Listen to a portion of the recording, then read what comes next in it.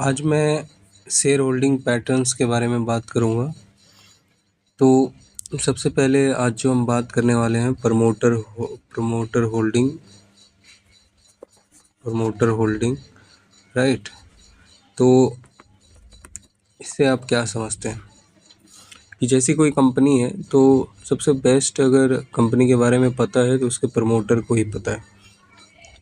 अगर प्रमोटर की होल्डिंग जो है इंक्रीज़ हो रही है किसी भी शेयर में, राइट, अगर इंक्रीज़ हो रही है प्रमोटर की होल्डिंग, तो इससे हमें क्या पता चलता है कि जो प्रमोटर है वो बुलिश है, राइट।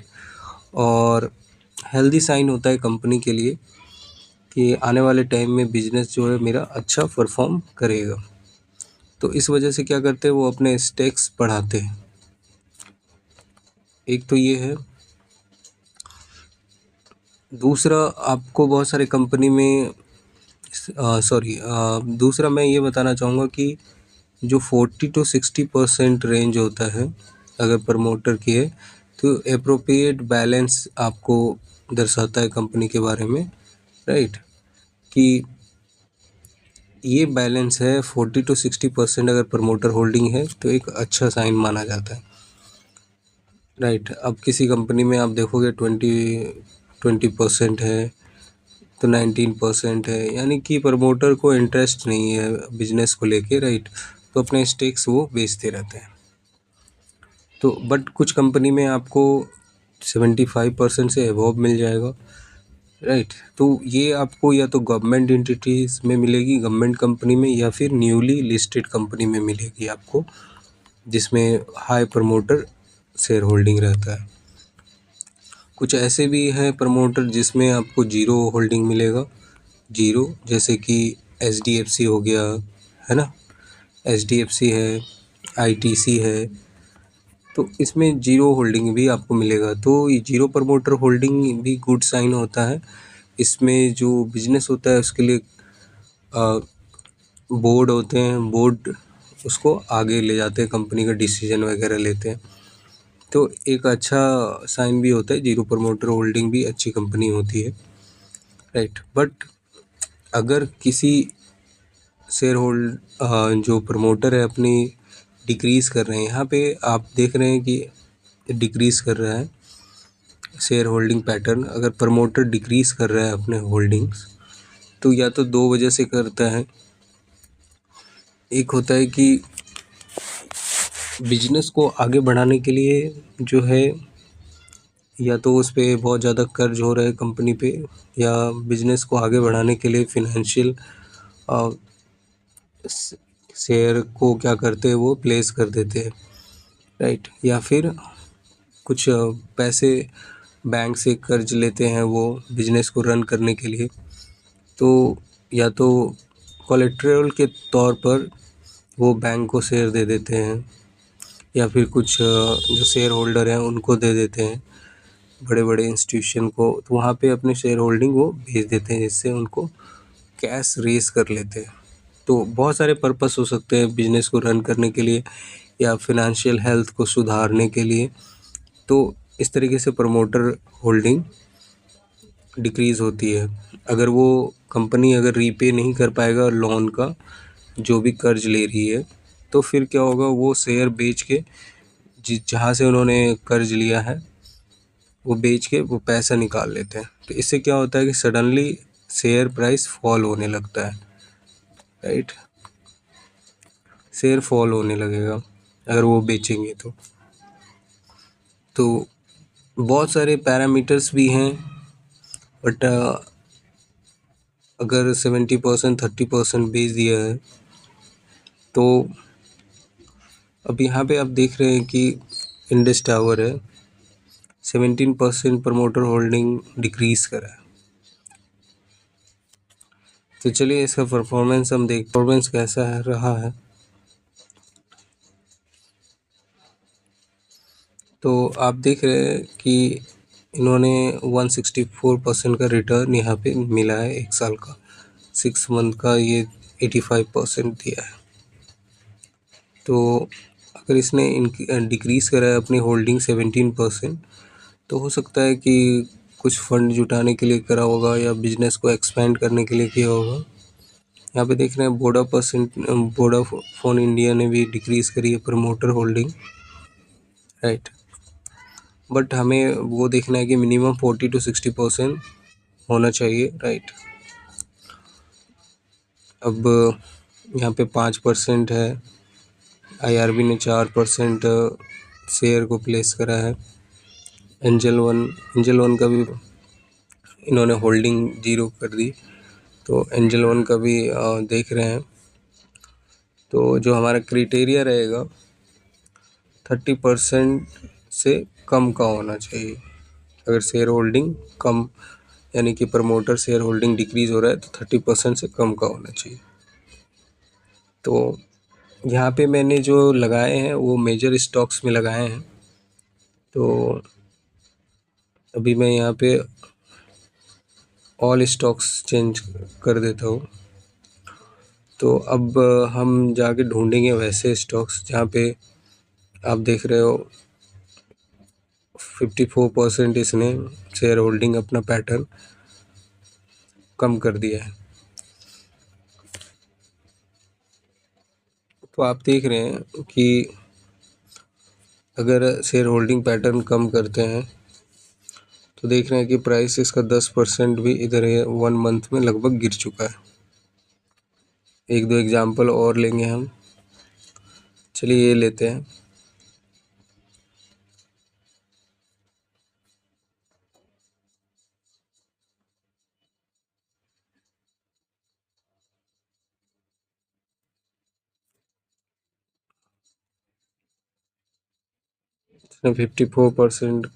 इसने 54% जो है शेयर होल्डिंग रिड्यूस कर दिया अपना। तो इससे देख रहे हैं कि आप शेयर में देख लो, आप 5 साल से कंपनी कुछ भी नहीं कमा पा रहा है, रिटर्न भी नहीं दे पा रहा है, और लगातार प्राइस इसका गिर रहा था। तो प्रमोटर होल्डिंग भी आपको देखनी चाहिए अगर किसी भी स्टॉक्स में इन्वेस्ट करते हैं। अब हम देखेंगे जीरो प्रमोटर होल्डिंग, राइट। तो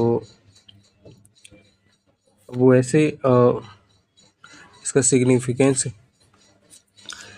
तो अगर किसी शेयर में प्रमोटर होल्डिंग डिक्रीज़ हो रहा है तो ये इंडिकेट करता है कि प्रमोटर का इंटरेस्ट है कंपनी से डिक्रीज़ हो रहा है। और चलिए ये वाला देख 47% इन्होंने प्रमोटर होल्डिंग इंक्रीज़ करी। तो देखते हैं प्राइस कहाँ तक जा रहा है इसका। नेक्स्ट में अब यहाँ पे आप देखिए कि यहाँ पे इंक्रीज़ हुआ है प्रमोटर होल्डिंग, तो यहाँ पे थोड़ा सा वेट कर लेते हैं हम। तो चलिए यहाँ पे परफॉर्मेंस देख लेते हैं इसका 1 ईयर का। तो प्रमोटर होल्डिंग अब जाके इसका बढ़ा है। तो अगर आप 1 वीक की बात करें तो अब जो है प्राइस धीरे धीरे बढ़ रहा है। तो बस यही है कि अगर प्रमोटर होल्डिंग इंक्रीज हो रहा है तो जो प्रमोटर है वो बुलिश होते हैं क्या है कंपनी में। तो इससे आपको एक आइडिया भी मिल जाएगा। तो इसका अगर हम देख रहे हैं कि प्रमोटर होल्डिंग बढ़ी है, तो 1 मंथ में 3% भी बढ़ा है इसका, और लास्ट 1 ईयर इसने 90% का भी रिटर्न दिया है। तो एक अच्छा खासा रिटर्न भी हमें देखने को मिल रहा है। अब देखते हैं हम कि जीरो जो प्रमोटर की होल्डिंग है वो जीरो होनी चाहिए, राइट। Zero promoter holding. तो अब हम दोबारा से शेयर होल्डिंग पैटर्न में जाएंगे। तो यहाँ पे देख लेते हैं।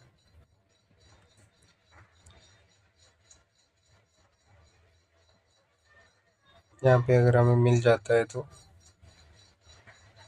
चलिए कुछ एग्जांपल ले लेते हैं, जैसे कि आईटीसी का लेते हैं।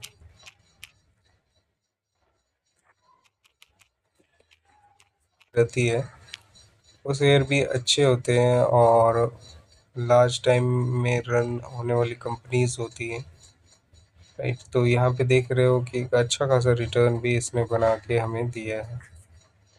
अब इसके फंडामेंटल में चले जाते देखते हैं, यहाँ पे हमें नहीं मिल रहा। अब देखिए यहाँ पे जो है प्रमोटर की होल्डिंग आपको यहाँ पे 0 दिख रहा है आईटीसी का।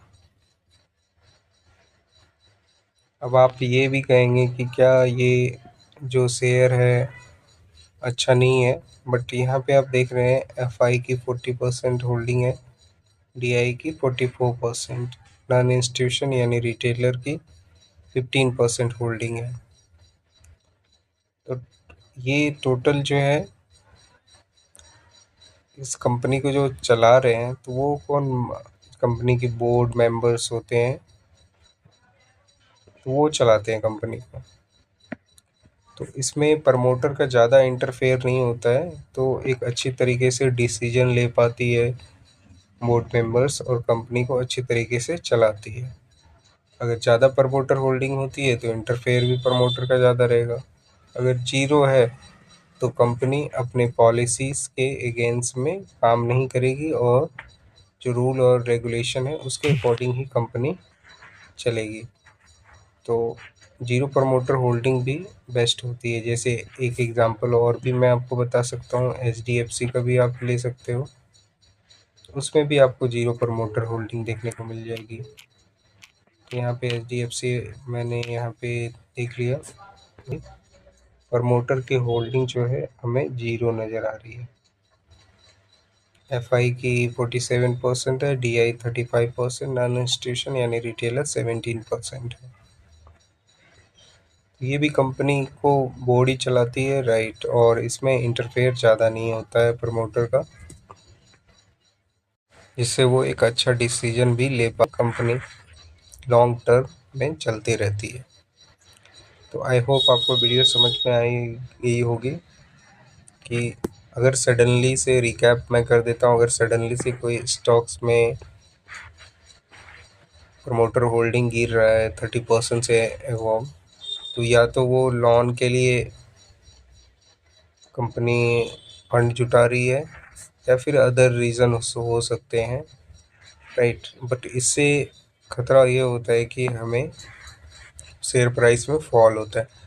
बट वहीं पे आप देख रहे हैं 0 प्रमोटर होल्डिंग भी बहुत बड़ी बड़ी कंपनियां हैं, जैसे आईटीसी, एचडीएफसी, तो लॉन्ग टर्म के लिए बेस्ट होती है ये कंपनियां।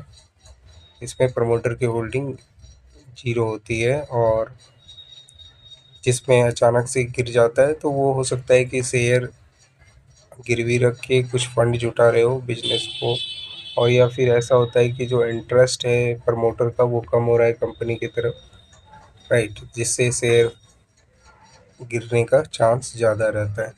तो ये होल्डिंग आप ज़रूर चेक कर लें इन्वेस्ट करने से पहले। वीडियो अगर पसंद आया हो तो लाइक और सब्सक्राइब करें। मिलते हैं नेक्स्ट वीडियो में, तब तक के लिए थैंक यू।